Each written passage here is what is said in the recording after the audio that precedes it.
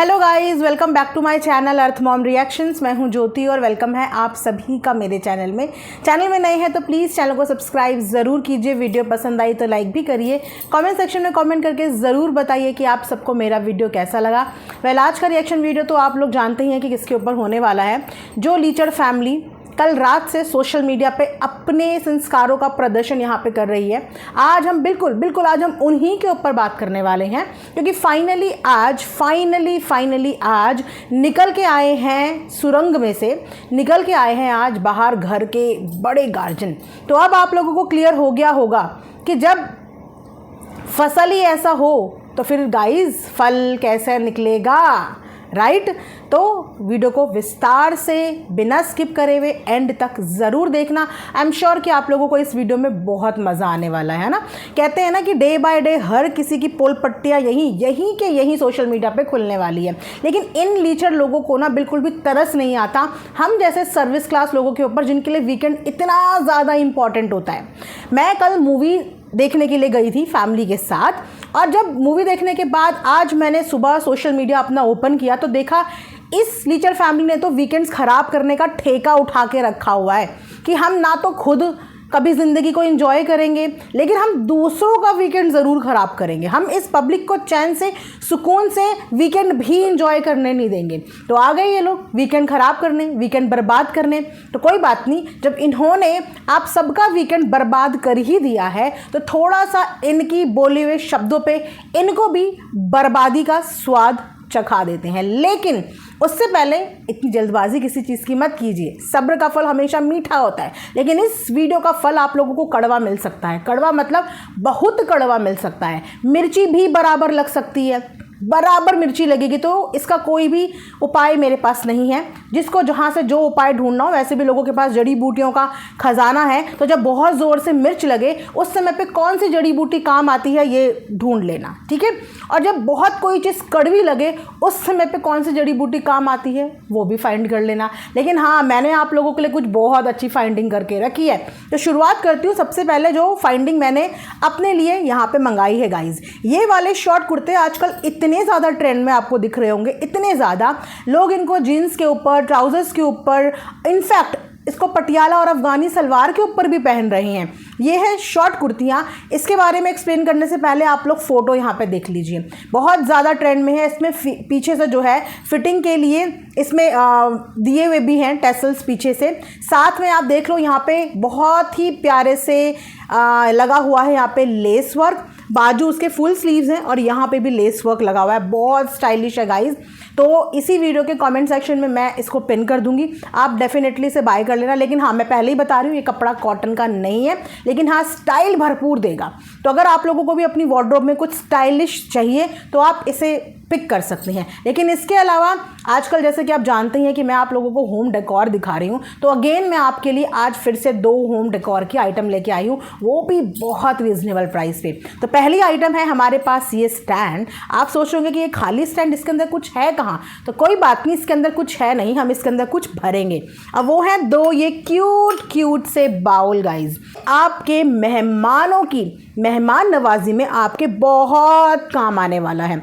अगर आपको अपने मेहमानों को कोई भी स्नैक ऑफर करना है तो आपको 2-2 प्लेट्स रखने की ज़रूरत नहीं है। आपको सिंपल सा इन दोनों बॉल्स को फिल करना है और अपने सेंटर टेबल में रख देना है। तो बहुत ही एलिगेंट पीस गाइज मैंने ये पिक करके मंगाया है। अगर आपको भी ये चाहिए तो बिना किसी देरी के आउट ऑफ स्टॉक होने से पहले आप सब ज़रूर इसे बाय कर लें। इसका लिंक भी आपको इसी के साथ कॉमेंट सेक्शन में पिन मिल जाएगा। और रुको अभी ख़त्म नहीं हुआ है। लास्ट चीज़ मैं आप लोगों को दिखा दूँ, और वो है हम सबके घर की सबसे यूज़फुल आइटम, और वो है घर का पायदान, बोले तो घर की मैट। तो यहाँ पे मैंने बहुत कम रेट पे 2 इतनी मज़ेदार मैट का कॉम्बो मंगाया है गाइज। आप देख सकते हो इसमें कितना खूबसूरत 7D वर्क हुआ है। प्लस अगर आप इसका साइज़ देखो तो मार्केट में आने वाले साइज़ से इसका साइज़ काफ़ी बढ़िया है। इनफैक्ट जितना मार्केट में आपको 1 पीस मिलता है ना, इतने में आपको 2 बड़े बड़े पीस मिलने वाले हैं। 7D होने के साथ साथ ये एंटी स्किट भी है गाइस और वाटरप्रूफ भी है। फैब्रिक के मामले में कोई भी कॉम्प्रोमाइज़ इसमें नहीं हुआ है, तो ये स्पेशली आप ज़रूर बाय कर लेना। भले ही आपके पास घर में एडिशनल मैट रखे हुए हों, लेकिन उसके बाद भी आप इसको स्टॉक में रखिए आउट ऑफ स्टॉक होने से पहले, क्योंकि इसके रेट एक्चुअली में बहुत जेन्युइन है। तो एक और इसके साथ आपको मैट मिल रही है। आप इसकी लेंथ देखिए गाइस, यहाँ से शुरू हो रही है और ये यहाँ ख़त्म हो रही है। ये इतनी लंबी मैट है, तो आप इसको किचन में भी यूज़ कर सकते हैं और अगर आप चाहें तो इसके 2 पीस करके भी आराम से इसे इस्तेमाल कर सकते हैं। तो इन तीनों आइटम का लिंक आप लोगों को मेरी इसी वीडियो के कमेंट सेक्शन में पिन मिल जाएगा, आप चेक कर लेना। और मैं कोशिश करूंगी कि मैं फ़ोटो के साथ अपनी कम्युनिटी में भी शेयर कर दूं, राइट। तो चलिए अब बढ़ते हैं वीडियो में आराम से आगे, क्योंकि भाई काम करना तो ज़रूरी है ना। तमाशा करने वालों के ऊपर तो हम बात करते रहेंगे, लेकिन अपना काम कॉम्प्रोमाइज़ नहीं होना चाहिए, ठीक है। तो बताइए शुरुआत कहाँ से करें। शुरुआत करते हैं हम सबसे पहले माता जी से। ये बात तो गाइस पहले ही मैंने आप लोगों को अपनी वीडियो में बता दिया था कि माता जी घूमने के लिए अपने पति के साथ टाइम स्पेंड करने के लिए गई थी, लेकिन कश्मीर की ठंडी ठंडी वादियों में कदम रखने के बावजूद भी माता जी की एक आंख और एक टांग वहीं पे अपने बहू बेटे के घर पे साए की तरह मंडरा रही थी। तो वहाँ पे भी शुरुआती दिनों में माता जी ने ज़बरदस्त पोक किया इसी बेड पे बैठ बैठ के। मतलब ये तो मेरे घर का बेड है, माता जी ने होटल के बेड में यहीं पे बैठ बैठ के लगातार 2-3 दिन तक कश्मीर से बैठे बैठे अपने बहू बेटे को टीवान में क्या किया, पोक किया।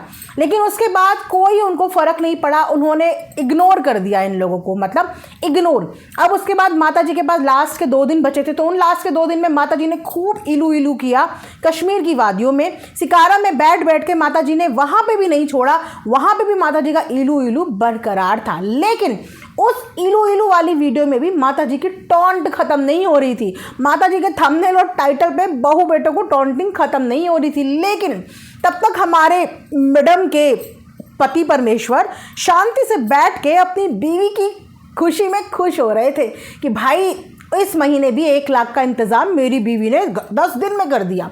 जो 1 लाख रुपए कमाने के लिए लोगों को 30 दिन का वक्त लग जाता है, हमारी मैडम ने तो वो कश्मीर में 5 दिन में पूरा कर लिया। तो भाई प्राउड पति, 2 जिसमें 1 जान, 50 साल का रिश्ता, 30 साल का रिश्ता, 2 जिसमें 1 जान। तो मैडम ने 30 दिन का जो रेवेन्यू था वो मात्र 5 दिन के कश्मीर के ट्रिप में वसूल कर लिया।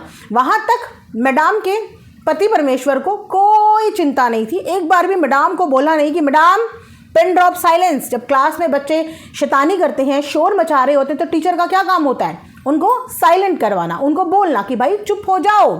तब तक मज़े आ रहे थे इनके पति परमेश्वर को कि पैसा बटोर रही है, डॉलर छाप रही है, छाप दे दो, आने तो हमारे ही पॉकेटवा में है। आखिर हमारी मैडम हमको नेक्स्ट ट्रिप थाईलैंड और बैंकॉक भी तो लेके जाएगी, तो मैडम को कैसे रोक दे हम पैसा कमाने से, हाँ।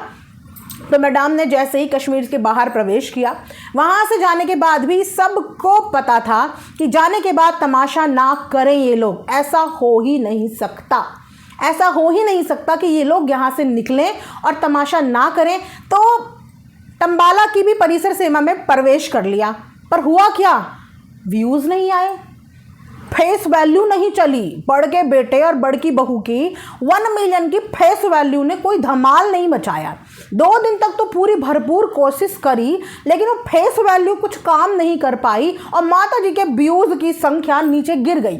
अब माता जी को हो गई भाई टेंशन हुआ कि ये क्या हो रहा है, व्यूज़ उठ ही नहीं रहे हैं, चलो बैक टू पवेलियन, वापस से छुटके बेटे और छुटकी बहू को टारगेट किया जाए, पोकिंग खेली जाए, क्योंकि हमारा हक बनता है उस पर। उसको पोक करने के लिए ही तो हम इस धरती पर उसको लेके आए थे, हमने उसको जन्म दिया था। वैसे हम उसको जन्म देना नहीं चाह रहे थे, पर फिर भी हमने उसको जन्म दे दिया यहाँ पे, ठीक है। तो वहाँ पे जाके इन्होंने फिर से पोकिंग शुरू करी। इनके साथ साथ इनके मच्छर ने भी पोकिंग शुरू कर दी। जो मच्छर अभी इनकी आन बान शान बना हुआ है, जो मच्छर ऑलरेडी इनके नाक पे काट के इनकी नाक कटा चुका है, लेकिन वो मच्छर इस वक्त पे इनके सरों का ताज बना हुआ है, ताज बना हुआ है। तो वहाँ पे मच्छर बराबर शुरू हो गया पोक करने के लिए। तब तक भी मैडम के पति परमेश्वर को दिखा नहीं तब तक वो बिल्कुल अपनी आंखों पे पट्टी बांध के बैठे थे, तब तक उन्हें कुछ नज़र नहीं आया। उन्होंने किसी को नहीं रोका, उन्होंने किसी को नहीं टोका। लेकिन रात की लाइव में जो बोले हैं, मतलब वाह क्या बोले हैं। एक क्लैप तो बनता है ना, पर कौन सा वाला? स्लो क्लैप बनता है। जल्दी से अपने अपने हाथ ऊपर उठाइए, ऐसे उठा लिए, अब मारिए मारिए, मच्छर को नहीं, ताली मारिए, स्लो वाली क्लैप कीजिए भाई। आज यूट्यूब के बाजार में एक 55, 58, 60 के डायरेक्टर ने, स्कूल के डायरेक्टर ने अपनी ज़ुबान का प्रदर्शन दिया है। हालांकि ये ज़ुबान थोड़ी पुरानी सुनी सुनी सी लगती है, लेकिन अब समझ में आया गाइज, अब समझ में आया कि बच्चों की जो ये ज़ुबान इतनी गज लंबी और इतनी गज गंदी है, वो गंदी ज़ुबान बच्चों को सौगात में कहाँ से मिली है। अब समझ में आया आपको कहाँ से मिली है? वो बिल्कुल यहीं से मिली है। जिन्होंने कल अपनी एजुकेशन का, अपने औहदे का कल यहाँ पे प्रदर्शन किया है। भाई सबसे पहले तो उन्हीं समाज के लोगों को इनकी वीडियो रिकमेंड करनी चाहिए, जिन समाज के लोगों के लिए यहाँ पे बोल रहे हैं कि हमें तो हमारा समाज पाल लेगा, हमारा समाज देख लेगा। और जिस समाज में इनकी नाक कट गई है, इनके बेटे की वजह से, छोटे बेटे की वजह से नाक कट गई है इनकी, ज़रा इनकी ये वीडियो और इनकी नाक उठाने वाले बेटे की, बहू की वीडियो ज़रा उस समाज को भेजिए ना, उस समाज के सदस्यों को जरा वो वीडियो भेजिए, जरा वो समाज देखें, तो जरा वो समाज देखें कि इनके घर के संस्कार किस तरीके से सोशल मीडिया के बाजार में टपक रहे हैं, किस तरीके से इनके घर की बहू बेटियां बाजार में स्विमिंग पूल में सफ़ेद कपड़े पहन पहन के अपना अंग प्रदर्शन कर रही हैं, किस तरीके से इनके घर की बहू बेटियां चोली पोली वाले गानों पे नाच रही हैं, किस तरीके से इनके घर की बहुएं अपने सास ससुर को चीर देंगे, फाड़ देंगे बोल रही हैं, और किस तरीके से इनकी मैडम अपने बहू बेटों को बद्दुआओं पे बद्दुआएं फेंक रही हैं, और किस तरीके से इनके सर के ताज मच्छर, इनके सर के मच्छर जो नाक इनकी कटा चुके हैं, वो किस तरीके से औरतों को सोशल मीडिया पे आए दिन जलील कर रहे हैं। ज़रा इनके समाज के लोगों को ये भेजिए, बोलिए कि ज़रा देखिए, तो समाज के लोगों को डिसाइड करने देना कि समाज के लोग इनको बताएंगे कि आखिर में तुम्हारी जो नाक है, जो मान मर्यादा प्रतिष्ठा का फेक चोला ओढ़ के ये बैठे हुए हैं, वो समाज बताएगा कि आखिर ये मान मर्यादा प्रतिष्ठा डाउन किसने करी हुई है, किसने डाउन करी हुई है, ये वो समाज बताएगा। छोड़ो तो समाज के पास, समाज को दिखाओ तो सारी चीज़ें, डिसाइड करने के लिए बोलो तो समाज को। तो आज भी एक पिता वन साइडेड प्यार लेके अपना यहाँ पे आ गया, क्योंकि वो सबसे पहले मैडम का पति है, सबसे पहले वो मैडम का पति है, बाद में वो पापा होगा जिसका होगा, अलाना फलाना ढिमकाना बाद में होगा, पहले वो मैडम का पति है। भाई मैं सच बता रही हूँ कि अभी तक के अपने जीवन काल में मैंने ऐसे पति, ऐसे पिता, ऐसा आदमी नहीं देखा। वो आदमी क्या जो अपने घर के बीच में बैलेंस ना बना पाए। माँ बेटी की हमेशा छोटी छोटी बातों पे नोक-झोंक बचपन से ही होती रहती है। रीज़न ये होता है कि माँ के साथ बच्चे सबसे ज़्यादा टाइम स्पेंड करते हैं, इसीलिए माँ के साथ उनकी तू मैं भी चलती रहती है, माँ के साथ लाड प्यार सब चलता रहता है। लेकिन जो पिता होता है ना, वो पिता कभी भी दूरियां बढ़ाने का नहीं, दूरियां कम करने का काम करता है, निष्पक्ष। क्योंकि वो जो संतान जिससे वो लड़ रहा है ना पिता, वो संतान भी उसी के पैदा की हुई संतान है, वो कोई बाहर की संतान नहीं है। तो अपनी ही संतान को नीचा दिखा के भी एक आदमी की ही, एक पिता की ही नाक नीची होती है। अगर ये पिता इस समय पे ये सोच रहे हैं कि मैं अपने बेटे को, अपनी बहू को नीचा दिखा के अपनी शान शौकत बना लूँगा, तो जी नहीं, वो समाज थूकेगा, ऐसी शान शौकत के मुँह पे थूकेगा वो समाज जो अपनी घर की बहू की इज्जत ना रख पा रहे हों, है ना। अपने ही बेटे की अगर इज्जत नीचे गिराएंगे तो इज्जत तो बाप की भी पगड़ी तो उछलेगी ही ना, वो पगड़ी कैसे बचाइएगा यहाँ पे। अब इन डमी पिताजी को तब तक, जब तक इनकी बीवी रुक नहीं रही थी, थम नहीं रही थी, चुप नहीं हो रही थी, जब तक इनका बड़का बेटा, जब तक इनकी बड़की बहू ताने मारने से रुक नहीं रहे थे, इनका छोटे बेटे की सिर्फ एक ही अपील है डे 1 से। कल भी जिस लाइव में, जिस पैनल में वो ज्वाइन हुआ, उसने यहीं से शुरुआत करी कि अगर आप उन्हें रुकवा सकते हैं तो उनको बोलिए, हमारे ऊपर बात करना बंद कर दें। हर प्रॉब्लम का एक समाधान होता है ना। तो जब यूट्यूब पे दो लोगों के बीच में कंट्रोवर्सी चल रही होती तो उसका समाधान यही निकाला जाता है, चाहे आप लीगल टर्म पे जाओ, चाहे आप आपस में कॉम्प्रोमाइज़ करो कि ना तो हम तुम्हारे बारे में आज से बात करेंगे, ना तुम आज से हमारे बारे में बात करना, यही समाधान निकलता है ना। तो ये छोटा बेटा पिछले 10-15 दिन से एक ही अपील लेके हर जगह घूम रहा है कि मेरे बारे में बोलना छोड़ दो, मुझे अपना कंटेंट बनाना छोड़ दो। तो तब तक ये पिताजी को अपनी मैडम की कोई गलती नज़र नहीं आ रही थी, अपने बड़ी बेटे बड़े बहू की गलती नज़र नहीं आ रही थी कि मैं उनको एक बार कड़क ज़ुबान में बोल दूं कि अगर वो चाह रहा है कि उसके ऊपर बात ना करो तो मत करो ना। माताजी कल लाइव में ज्ञान देती हैं गाइस कि ऐसी कोई दिक्कत थी तो हमें फ़ोन कर लेता, दूसरों से मैसेज पहुंचाने की क्या ज़रूरत थी, हमें फ़ोन कर लेता कि भई ऐसी ऐसी दिक्कत है। फ़ोन करने की क्या ज़रूरत है जब वो 10 दिन से अपनी वीडियो में चिल्ला चिल्ला के बोल रहा है और पूरी पब्लिक में कमेंट पे गरिया रही है कि उसके बारे में बात करना छोड़ दो। घर से तुमने उसको पूरी भरी सोशल मीडिया के सामने निकाला है तो फिर अब उसको उसके हाल पे छोड़ दो ना। यही तो तुम लोग चाहते थे ना कि वो अपने पैर पे खड़ा हो जाए, अपना घर परिवार संभाले, तो संभाल रहा है ना, संभाल रहा है, यही तो चाहते थे। तो फिर देख के उसे खुश क्यों नहीं हो रहे हैं, कुड़ क्यों रहे हैं उसे देख देख के, इतना किस बात की कुड़कुड़ाहट है उसे देखने की है। और उसके बाद मुझे हैरानी इस बात की हो रही है, मतलब अंधभक्ति की भी गाइस एक लिमिट होती है। वो इंसान ही क्या जो ये बोल दे कि 100% गलती एक ही इंसान की है, वो इंसान ही क्या। तो कैसे ये लोग 100% सही हैं। निकाला घर से इन्होंने किसी भी रिएक्शन वाला जो आज सही को सही गलत को गलत बोलने का दम रख रहा है, उन्होंने कभी नहीं चाहा था कि वो अपनी छोटी सी बच्ची को लेके इस घर से बाहर निकले। हर कोई यही चाह रहा था कि घर में रहो, घर में चीज़ें डील करो, और वो घर में रुका भी। लेकिन जब सोशल मीडिया पे लाखों करोड़ों जनता के सामने इतनी बुरी तरीके से किसी का तिरस्कार करके बेइज्जत करके बोल दिया हो कि यहाँ से निकलो, और निकलते वक्त भी उनको रोका ना गया हो, तो यहाँ से वो निकलना नहीं चाहता था, यहाँ से उसको निकलवाना चाहते थे। और वो इसीलिए ताकि वो जब बाहर जाएगा तब कंटेंट बनाने का और ज़्यादा मौका मिलेगा। और ये बात हम लोगों को ऑलरेडी समझ में आ रही थी कि अगर ये छोटा राजकुमार ये सोच के घर से बाहर चला जाएगा कि मैं सुकून से अपने बच्चों को पाल लूँगा, तो ये वो लोग हैं जिन्होंने आज तक किसी को सुकून दिया ही नहीं है। इतनी आसानी से अपने पास से किसी को जाने कहाँ देते हैं, ये तो इनका इतिहास रहा है। और इस बात की गवाह पूरी सोशल मीडिया है कि इतनी आसानी से ये अपने पास से लोगों को जाने कहाँ देते हैं। चाहे ये मुंह बोली किसी को बेटी बनाते हैं तो फिर उसी बेटी को खून के आंसू रुलाते हैं, फिर किसी को बहन बनाते हैं उसी को खून के आंसू रुलाते हैं। ये मैं माता जी के बनाए हुए रिश्तों की बात कर रही हूँ। बड़े बेटे को तो छोड़ ही दो, उस मच्छर को तो, ये माता जी के रिश्ते बता रही हूँ मैं, जिन्होंने किसी को बेटी बनाया, किसी को बहन बनाया और बाद में उनको यहाँ पे रुला रुला के पागल कर दिया। ये वो परिवार है। तो छोटे राजकुमार ने ये बहुत बड़ी गलती करी कि उस घर से बाहर निकल गया, क्योंकि ये सुख चैन से जीने उन लोगों को देंगे ही नहीं। ये आज भी लिख लो, ये मैंने आज से 10 दिन पहले जिस दिन वो इस दहलीज से बाहर निकला था, ये बात मैंने उस दिन भी बोल दी थी। ये जीने उनको नहीं देंगे। और वो ये सोच रहे हैं कि हमें सुकून बाहर मिल जाएगा, नहीं, वो सुकून कभी मिल ही नहीं सकता।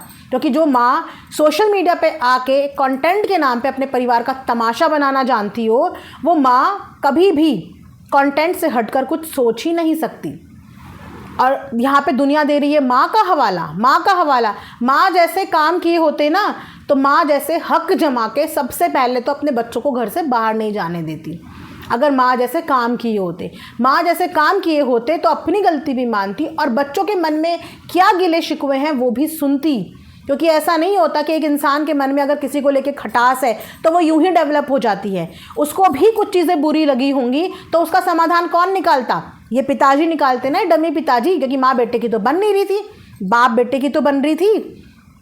उसने अपनी दिल की बात बताई होगी ना कि उसको किस किस चीज़ से हर्ट हुआ है, किस किस चीज़ से बुरा लगा है। वो तो 25, 30, 32 साल का लड़का है, ये तो 50, 55, 58 साल के आदमी थे। इन्होंने क्या बकवास करी है कल लाइव में, क्या बकवास करी है? मतलब जो इतनी देर से प्रताड़ित हो रहा है, जो लड़का प्रताड़ित हो रहा है बिना कुछ बोले हुए, आए दिन उसकी बीवी को लेके कुछ ना कुछ टिप्पणी कर देते हैं बिना कुछ बोले हुए। तब उसकी बीवी को लेकर टिप्पणी कर देते हैं। कल उसने गुस्से में 4 शब्द बोल दिए तो उसका क्या हर्ष और क्या हाल कर दिया। सिर्फ एक कमेंट लाइक करने का नतीजा था कि इन लोगों को उससे पूरा का पूरा कंटेंट मिल गया। लाइव पे लाइव चल गई, वीडियोस पे वीडियोस आ गई, व्लॉग पे व्लॉग छप गए और साथ में डमी पिताजी भी प्रकट हो गए। अब प्रकट होने के बाद एक बार भी ये नहीं सोचा कि मैं यहाँ पे दोनों के बीच के मनभेद कम कर लूँ, मनभेद। लेकिन नहीं, यहाँ पे आके भी मैडम 1 लाख रुपए कमाने वाली मैडम के आगे पीछे तो मैं कुछ और सोच ही नहीं सकता। भले ही मेरे बच्चे जो हैं वो मेरे से दूर हो जाएं, अलग हो जाएं, रो लें, उन्हें कुछ हो जाए, पर मैडम बस माला जपते रहो मैडम की। मैं बड़ी हैरान हूँ ऐसी अस्तित्व को देख के कि हमारी दुनिया में ऐसे भी लोग हैं और उसके बाद ज्ञान देते हैं सामाजिक होने का। हाँ, इनका कल का सबसे बेस्ट वर्ड है ना, वर्ड ऑफ द डे कल जो इन्होंने सोशल मीडिया पे बोला है, क्या बोला है? बजारू वर्ड बोला है ना इन्होंने। क्या इनकी डिक्शनरी में बजारू वर्ड का क्या मीनिंग होता है इन्हें पता है? शायद इन्हें ढंग से पता नहीं है ना, क्योंकि बस बोल दिया। और उनको बोला, किनको बोला? जो इस वक्त पे इनको सही का गलत का आईना दिखा रहे हैं। लेकिन जो इनकी अंधभक्ति कर रहे हैं भाई, वो भी इसी बाजार का हिस्सा हैं, अगर वो इस वक्त पे अंधभक्ति कर रहे हैं। तो अगर आप लोगों को बाजारू वर्ड का या इस बाजार का हिस्सा नहीं बनना है तो एक काम कीजिए, माला पकड़िए और मैडम के नाम की माला जपिए, तो आप इस बाजार का हिस्सा नहीं है ना। तो किस गंदे मुंह से ये शब्द निकाला? किन के लिए? महिलाओं के लिए। एक बार पहले भी ये गंदगी मुंह से निकाली थी ना। मतलब एक कहावत है, दिल पे मत लेना, सिर्फ एक कहावत है, किसी को मैं ऐसे पर्सनली नहीं बोल रही हूँ कि शक्ल अच्छी नहीं दी है भगवान ने, कम से कम मुंह से बातें तो अच्छी कर लो। कहावत है ये, अपने ऊपर उड़ता हुआ तीर वैसे तो लेना नहीं, पर अगर बहुत मन कर रहा हो लेने का तो ले लेना, मुझे फ़र्क नहीं पड़ता, ठीक है। तो कम से कम बातें तो अच्छी कर लिया करो। अपनी बेटी के उम्र की यहाँ पे लड़कियों को, बेटियों को, महिलाओं को बाजारू शब्द से 50, 55, 58 साल का आदमी जो अपने आप को एजुकेशन विभाग का डायरेक्टर बताता हो, जो कहता हो कि समाज में हमारी प्रतिष्ठा है, जरा उस समाज को दिखाइए कि क्या आपके एजुकेशन फील्ड में टीचर्स को, डायरेक्टर्स को, औरतों को बाजारू शब्द कहने के लिए कोई भी मनाही नहीं है। वो सोशल मीडिया पे आके दूसरे की बहन बेटियों को बाजारू बोल सकते हैं, जिनका खुद का परिवार रोज़ बाजारू हरकतें कर रहा हो, जिनके घर की बहू रोज़ सोशल मीडिया पे नाच के कभी अपने अंडरगारमेंट्स का कुछ दिखा देती हो, कभी अपना कुछ दिखा देती हो, वो ये बात कर रहे हो कि बाजारू शब्द क्या होता है। वो आदमी जिसने अभी कुछ समय पहले भी एक महिला के लिए, जिसने एक बेटी को जन्म दिया था, उसके लिए टिप्पणी, अभद्र टिप्पणी करी थी, ये अपशब्द बोले थे कि जहाँ से बच्चा निकला है वहीं पे घुसा लो। नचनिया नाचने की बात ये करते हैं जिनका पूरा खानदान नाच रहा है, जिनकी बीवी कश्मीर में लेट के नाच रही है, जिनकी बीवी कश्मीर में ईलू कर रही है 50-55 साल की उम्र में।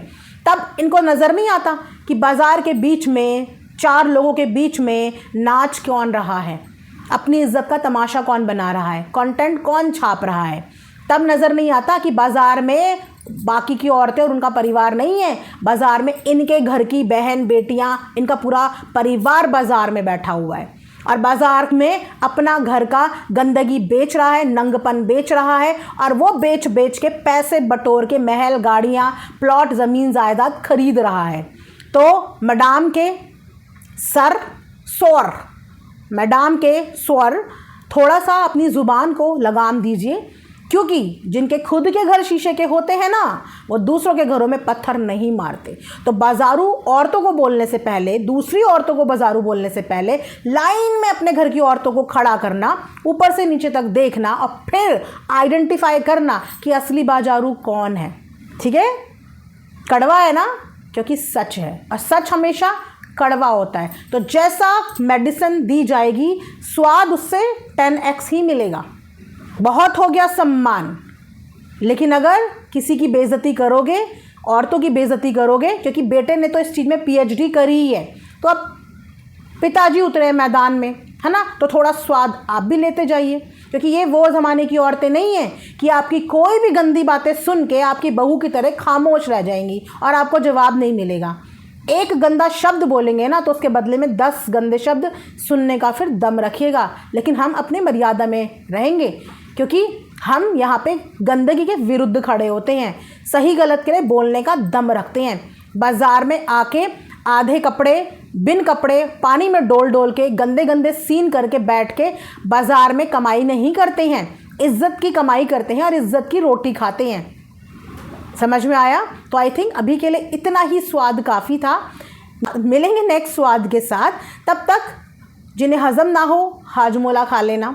घर में अजवाइन रखी होगी, होम रेमेडी होती है, अजवाइन में काला नमक मिक्स करना और उसका एक भपका मार लेना, लेकिन हज़म कर लेना। और जिन्हें ना हो वो अपना रास्ता नापे और मदाम के नाम की माला पहन लें या जपते नहीं। I don't give a dam. तो इसी के साथ ये वीडियो यहाँ पे एंड करते हैं। Thanks for watching Earth Mom Reaction. Bye, take care, love you all.